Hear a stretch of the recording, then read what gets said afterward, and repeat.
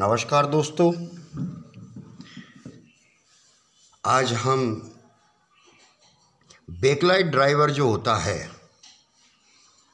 जिसको कि आप बैकलाइट ड्राइवर कहते हैं, उसको हम आज पूर्ण रूप से देखेंगे और बैकलाइट के विषय में हर हालत में हम समझेंगे।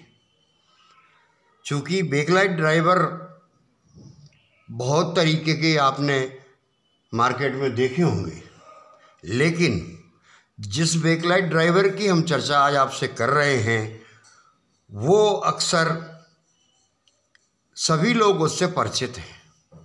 तो बैकलाइट ड्राइवर में हमने यही ड्राइवर जो आप चित्र देख रहे हैं, इसको ही क्यों चुना। आज बैकलाइट ड्राइवर के साथ साथ हम एलईडी स्ट्रिप किस तरह सेट की जाती हैं और वोल्टेज मैनेजमेंट किस तरह किए जाते हैं, आईसी BIT 3260 ये कौन कौन सी पिन से क्या क्या बनाती है, किस तरह बैकलाइट ड्राइवर काम करता है, ये सब आज हम जानेंगे। तो दोस्तों, जो बैकलाइट ड्राइवर आप देख रहे हैं, ये जो चित्र में हमने बताया है, ये वही बैकलाइट ड्राइवर है। ये CA 255 ये बैकलाइट हमारा जो सोनी का 40 इंच का सेट आता है उसका डायग्राम है, या यूँ कहें कि ये इसका डायग्राम है, या ये कहें कि इसका डायग्राम ये है। कहने का मतलब जो हमारा सोनी का सेट आता है उसमें यही बैकलाइट ड्राइवर लगा रहता है। इसी को चाइना ने CA 255 का नाम दिया है। तो दोस्तों, इस बैकलाइट ड्राइवर में आप देख रहे हैं कि ये हमारा रेगुलेटेड सिस्टम है जो इस आईसी को चलाने के लिए होता है, जैसा कि आप ये देख रहे हैं। और ये आईसी होती है 8 पिन की, ये आईसी रही 8 पिन की। ये रेजिस्टेंस होती हैं पावर मैनेजमेंट की, ये रेजिस्टेंस रही। ये हमारा मॉसफेट होता है, ये हमारा कैपेसिटर होता है, ये कॉइल होती है, ये कैपेसिटर होता है। यानी सारी व्यवस्थाएं ये इसके कनेक्शन होते हैं। यानी इसको हमने अभी तक आपने जो देखा होगा वो नाना प्रकार के आपने इन्वर्टर देखे होंगे, लेकिन इस तरह का इन्वर्टर का डायग्राम आपने कहीं नहीं देखा होगा, क्योंकि ये हमने ये डायग्राम जो लिया है वो सोनी कंपनी के बोर्ड से लिया है। और जब हमने पूरा डायग्राम समझा तो हमें एक एक पार्ट्स इसी CA 255 की मिले। दोस्तों, हमारा जो क्लास है वह 1 तारीख से यानी 1/12/2023 से चालू होने वाला है। आप उसमें भाग लेकर अपने सपनों को साकार कर सकते हैं, क्योंकि इसी तरह के डायग्राम, चाहे वो पावर सप्लाई हो, चाहे वो PFC पावर सप्लाई हो, चाहे वो SMPS पावर सप्लाई में मॉड्यूल लगाना हो, चाहे PFC पावर सप्लाई में मॉड्यूल लगाना हो। अब PFC जो पावर सप्लाई होती है उसमें हमें दोस्तों मॉड्यूल अगर लगाते हैं तो बहुत प्रॉब्लम आती है, लेकिन हमारे डायग्रामों ने इतना सरल कर दिया है कि आप PFC पावर सप्लाई में डायग्राम देखकर ही किसी भी प्रकार के जो 3 तरह के उसमें मॉड्यूल लगा सकते हैं, वो आसानी से आप लगा सकते हैं। आज का हमारा जो बेसिक नॉलेज रहेगा वो आपके लिए विशेष तौर पर रहेगा, चूँकि हमारा ये 1 तारीख से 1/12/2023 से हमारा नया बैच चालू होने वाला है।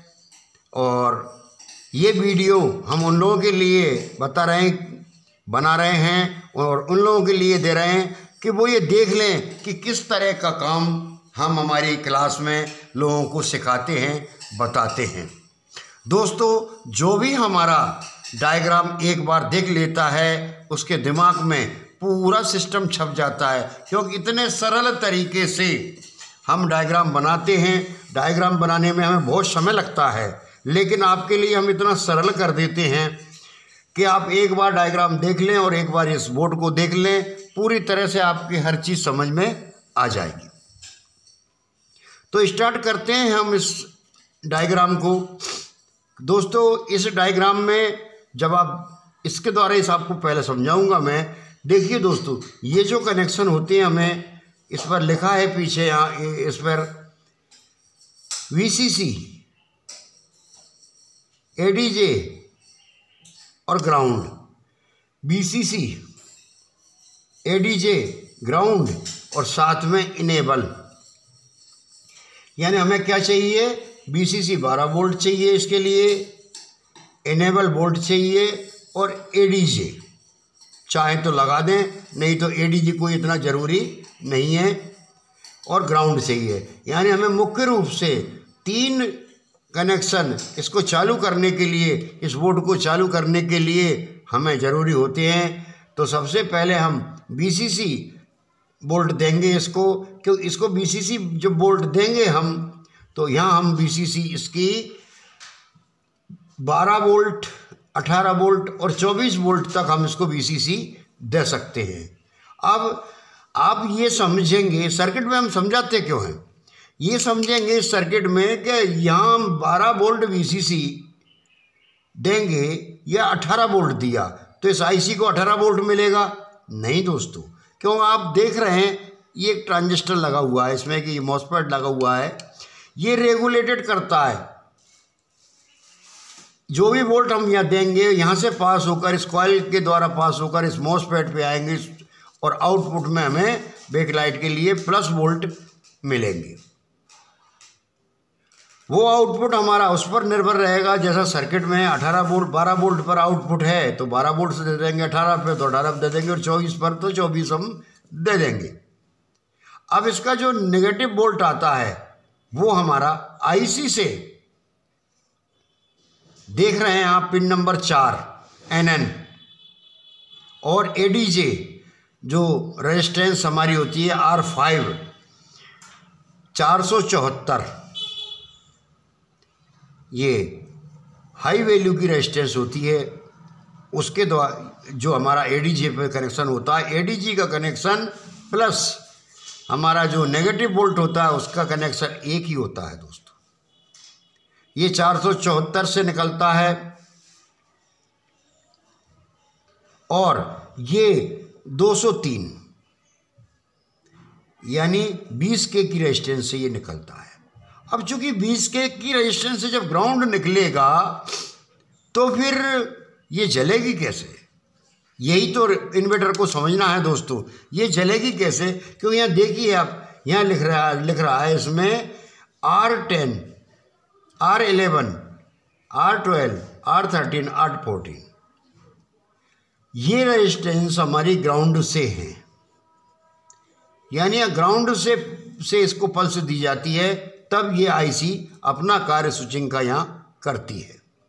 पिन नंबर 1 इस IC का VDD होता है, जो हमें यहाँ जितने भी इनपुट वोल्ट हम VCC वोल्ट देंगे उसको ये रेगुलेटेड 10.5 वोल्ट इस IC को मिलते हैं, क्योंकि यहाँ एक जीना डायोड द्वारा इस ट्रांजिस्टर को रेगुलेट किया जाता है।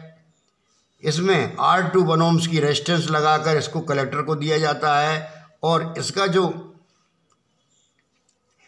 बेस होता है उस बेस पर जीना डायोड लगाकर सोर्स से हमें VCC VDD आउटपुट वोल्टेज हमको मिलते हैं। इसको EN 2 नंबर से 4 वोल्ट मिलते हैं, 3 नंबर कंपोजिटिव होता है और पिन नंबर 4 NN होता है, जो हमारा नेगेटिव वोल्ट होता है, जो हमारी बैकलाइट को जाता है। इसका ओरिजिनल नेगेटिव से अगर इसको लगा देंगे तो इसका कंट्रोल ख़राब हो जाएगा, इसलिए ध्यान रहे कि नेगेटिव वोल्ट हमेशा IC से ही निकलता है।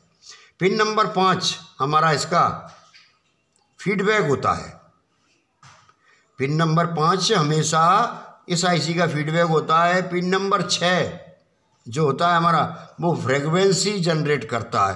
फ्रीक्वेंसी जनरेट का मतलब RCT के लिए, क्योंकि नेगेटिव फ्रीक्वेंसी अगर नहीं मिलेगी IC को RTCT द्वारा तो IC काम नहीं करती है। तो इस पर 0.68 वोल्ट यहाँ जनरेट होते हैं, और नेगेटिव से R जो हमारी होती है उसके द्वारा हमें जो है यहाँ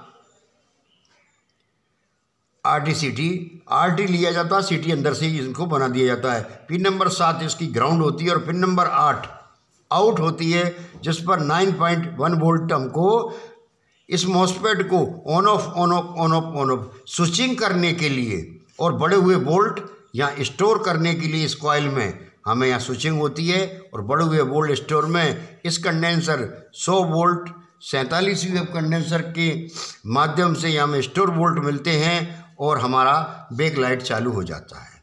अब दोस्तों बात आती है बैकलाइट मैनेजमेंट की। बैकलाइट मैनेजमेंट में आपको इतना सीखना है, इतना समझना है कि यहाँ आपने 12 वोल्ट दिए, इस कॉइल का काम है स्टोर करना और इसका काम है करंट बनाना और इसका काम है फिल्टर करना और स्टोर करना और यहाँ वोल्ट निकल गए।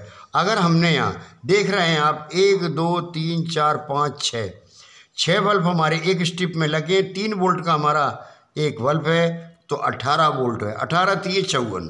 अब यह 54 वोल्ट हमको ना मिलते हुए अगर हमें 60 वोल्ट मिलेंगे और सेट को हम दे देंगे तो हमारा ये स्ट्रिप खराब हो जाएगा। अब क्या करना है हमको, कहाँ से ढूंढें हम ये रेजिस्टेंस? तो देख रहे हैं आप सर्किट में, ये सर्किट में हमारा ये रेजिस्टेंस होता है 1 2 3 4 ये रेजिस्टेंस होते हैं। ये सीधे नेगेटिव को गए हैं, यहाँ जो नेगेटिव पॉइंट होता है इसका बैकलाइट का, तो हम बारी बारी से इसको हटाएंगे और इसको हटाने की और इसकी पहचान। अब एक दिमाग में प्रश्न आता है कि ये इसमें तो दिखा दिया, लेकिन अन्य जो हमारे मदरबोर्ड होंगे उनमें क्या करें? क्योंकि देखिए अब यहाँ भी लाइन से रेजिस्टेंस लग रही हैं, क्या इनको हटाएं या इनको हटाएं? नहीं दोस्तों, पहला फंडा इसको इन रेजिस्टेंसों को पहचानना ये होता है कि ये हमारा जो स्ट्रिप का नेगेटिव होता है उससे कनेक्ट रहती है और ग्राउंड से भी ये कनेक्ट बताती है। दूसरा सबसे मेन फंडा जो हम आपको बताने जा रहे हैं आज कि कौन सी रेजिस्टेंस होती हैं जिससे वोल्ट हमारे एम्पियर कम होते हैं और हमारा लाइट का मैनेजमेंट होता है, वह होते हैं हमारे ये रेजिस्टेंस। उन इन रेजिस्टेंसों पे क्या लिखा होता है, जैसे कि हमने यहाँ थोड़ा दर्शाया है 1R2 2R2, इस तरह का यहाँ पहले अंक फिर अक्षर फिर अंक अगर आता है तो वो हमारी बैकलाइट की कम ज़्यादा करने की रेजिस्टेंस है। यहाँ रेजिस्टेंस में आप देखेंगे तो इसमें नहीं है वो वाली बात, यहाँ है। ये LVR रेजिस्टेंस बोला जाता है, इनको लो वैल्यू रेजिस्टेंस बोला जाता है और इनके माध्यम से हम करंट इनको सही कर लेते हैं। अब हम एक दूसरा और सर्किट देखेंगे आज कि ये बैकलाइट जो होती है कैसे कन्फर्म करें कि हमारा इन्वर्टर ख़राब है या हमारा बैकलाइट ख़राब है, कैसे कन्फर्म करें? तो उसके लिए बहुत शानदार तरीके का एक हमने वीडियो बनाया है, आगे की वीडियो में हम आपको वो दिखाते हैं।